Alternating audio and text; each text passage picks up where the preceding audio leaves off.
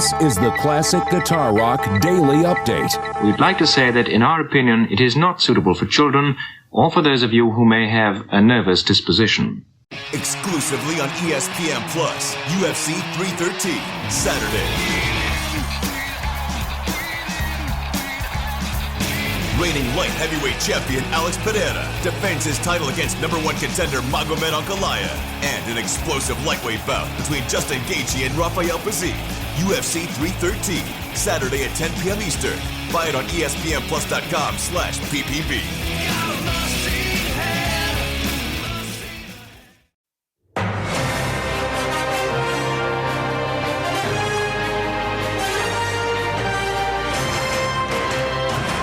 Annoying. Check. Abrasive. What? Check. Obnoxious. Hey. Check. Irritating. Wait, Check. come on Tell me now. again why you even listen to this guy. It's Jeremy Lunnan on the Classic Guitar Rock Daily Update. That's nitpicking.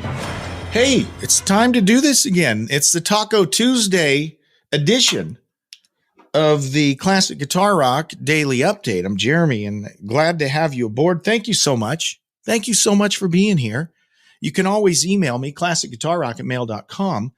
We got some things to get to, so let's hop right in here. Black Sabbath has joined Spotify's Billions Club with the band's classic song Paranoid. There's only about 500 songs that have had 1 billion streams, and now Black Sabbath's Paranoid is one of those. So it joins other tracks, including Metallica's Nothing Else Matters, Aerosmith's Dream On, Survivor's Eye of the Tiger, ABBA's Dancing Queen, Guns N' Roses' Paradise City, Whitney Houston's I Want to Dance with Somebody. Okay, so all of those songs have had 1 billion downloads. So the band has probably made upwards of, I don't know, $50 or $60 from that song.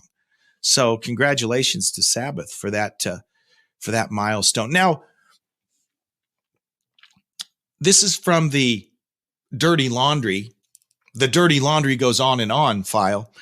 There's been a back and forth, a tit for tat, a he said, she said going on, well, frankly, in many of our favorite bands, but the one of note today is Dokken. So I don't know if you've seen the back and forth going on. I don't know who started it, right? I don't know who started it, and I don't know why you do it in public. Because again, here's what I always say. We don't like it because it makes us have to choose sides, right? We don't like it. It makes us uncomfortable. Yet here I am talking about it. So Don Dokken, we covered it probably 2 or 3 weeks ago. He basically says that he wrote everything. The guys he worked with were all drug dealers. No, not drug dealers. They were all drug addicts. Okay. I'm getting confused because the members of Motley Crue said the same things about each other. So it kind of gets confusing. But he threw that out there. Jeff Pilson, the bass player in Dokken, currently a member of Foreigner, he comes back and says, no. Don Dokken had a massive drug habit. He was the one that was doing drugs, and he didn't do everything. He's taking credit for stuff that he didn't do. Well, today, George Lynch, he chimes in and he gets on a screed. He gets into political crap. We won't cover that part, but here's the interesting part. Okay. He chimes in on this idea that Don Dokken wrote everything and came up with everything and all of this, which Don has kind of said for a while. Here's what George said, and hang in here with me. This is a long quote. I'll leave some of it out because this is a family show. He says, quote, this is George Lynch. Well, here's how records have always gone down with Dokken. Jeff and I, so Jeff Pilson and George, Jeff and I, and to a lesser extent, Mick Brown, the former drummer, we get in a room, mostly Jeff and I, whether it was on the road or at home, and we woodshed literally. And we would just go for days and days and days and come up with these records, the bulk of the records. And Don had some input here and there on good songs, important songs. Him and Jeff wrote In My Dreams, I think without input from me.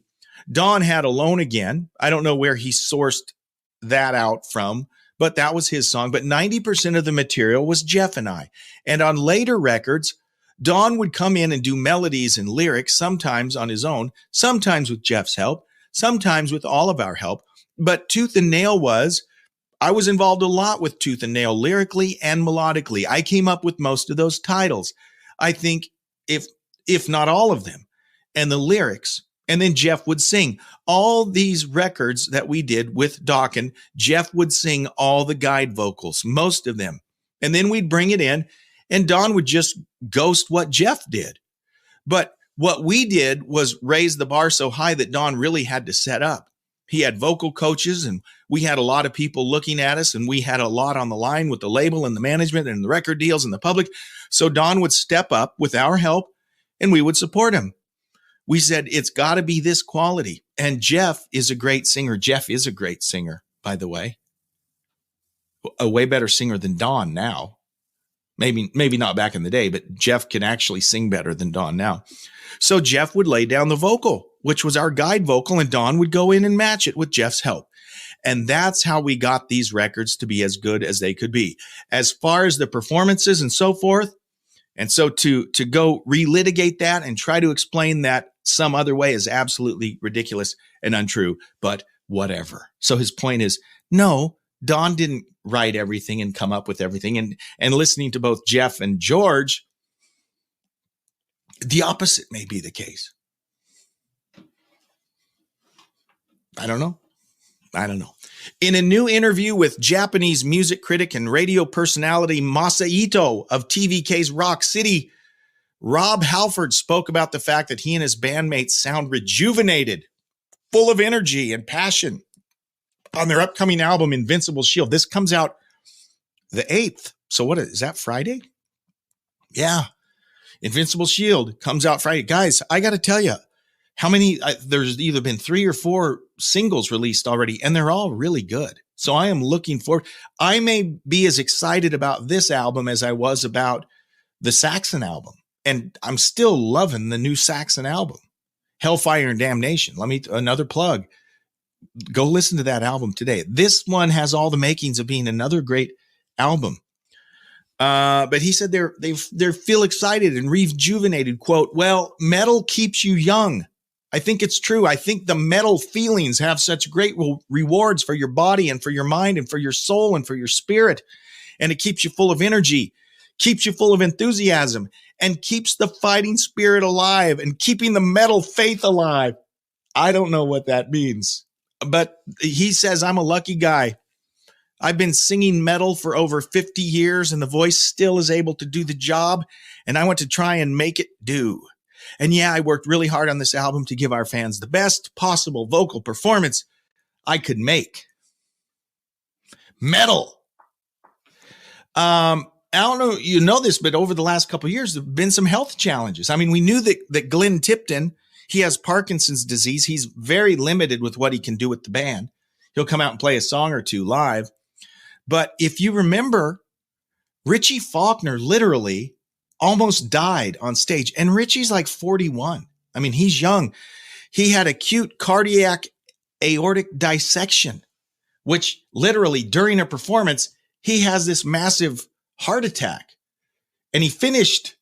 That's metal, dude. That's metal. He finished the show. And then they rush him to the hospital and he almost died. Rob had battled prostate cancer. Okay, so these guys, they're beat up physically. Quote, when you have difficulties in your life, when you have challenges in your life and you're able to overcome them and you're able to come back stronger than before, something changes inside of you. I think this happened for a lot of people in the pandemic all over the world. We all were feeling the same kind of experiences. It was very difficult not to see friends, not to see family, not to be able to go to metal shows. Music kept us alive. Wow. So that's part of the ingredients for this album that never happened before. It's just a lot of emotions and a lot of understanding life a little bit differently now. So I'm sure that for Judas Priest as a band with our metal, this is very special. You can feel the lifting power of life in all the songs on Invincible Shield. It's the metal. John Anderson and the Band Geeks will hit the road this year for the Yes Epics Classics and More tour. So you guys have heard me talk about Band Geeks. Richie Castellano, who's actually a member of Blue Oyster Cult, but he's got this great YouTube channel where he and a bunch of his super talented friends do these incredible covers of songs, not easy songs. I mean, you go see them play, Close to the Edge, right? You go see them play these Yes songs and these progressive rock songs and Dio songs. I mean, they do everything and they do them all awesome. John Anderson hooked up with these guys a while ago, and now the Band Geeks are his backing band, and they're going on tour, and they're going to be releasing a new album. How about that?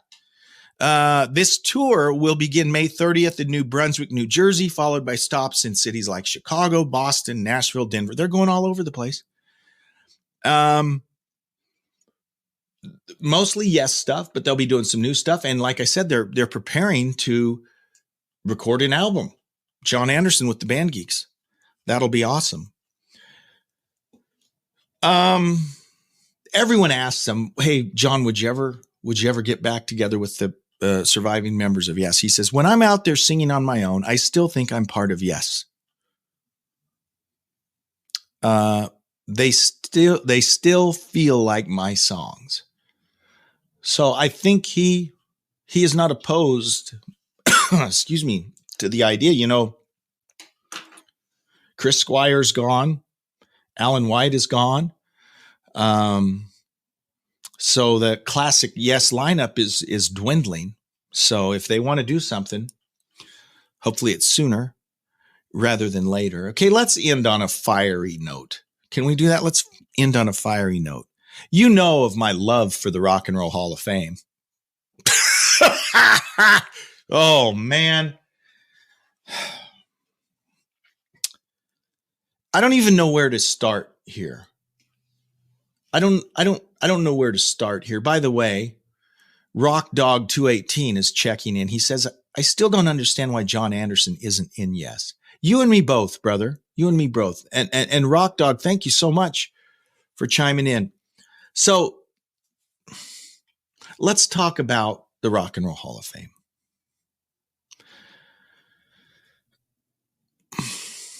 I'm on Ultimate Classic Rock. I checked Ultimate Classic Rock. To be honest, one of my favorite classic rock sites of the news, the classic rock news sites. It's probably my favorite.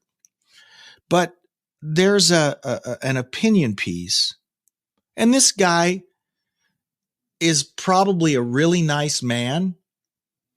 Maybe his medication's off. I don't know. I don't want to presume to speak for him, but he posted this article just a few hours ago, and it's 5 reasons why Sinead O'Connor should be in the Rock and Roll Hall of Fame.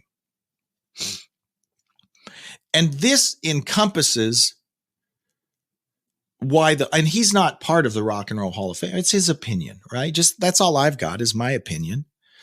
But he's trying to make the case why she should be in the Rock and Roll Hall of Fame. And he spells out some points there. Maybe they're valid, maybe they're not. But the headline alone is all you need to know about what's wrong with the Rock and Roll Hall of Fame. Because if you're going to include Sinead O'Connor, you're excluding someone else. There are 2 things that are necessary in my mind for you to be in the Rock and Roll Hall, or should be. It's called the Rock and Roll Hall of Fame. Okay, so to me that implies 2 things. You play rock and roll and you're famous. The more rock you played and the more famous you are, the more qualified you should be to be in the hall. So a couple things I want to ask. First of all, did Sinead play rock and roll?